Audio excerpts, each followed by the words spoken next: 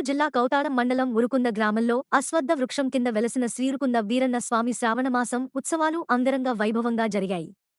కొలిచేవారికి కొంగు బంగారంగా కొలువు తీరిన శ్రీ ఉరుకుంద వీరన్న స్వామి శ్రావణమాసం చివరి సోమవారం కావడంతో స్వామివారి పల్లకి పూల మాలలతో అలంకరించి దాదాపు 18 కిలోమీటర్లు నదిచాగి దగ్గర తుంగభద్ర నది వరకు స్వామివారి పల్లకిని పాదయాత్రగా వెళ్లి నదీ జలాభిషేకం నిర్వహించారు అర్చకులు.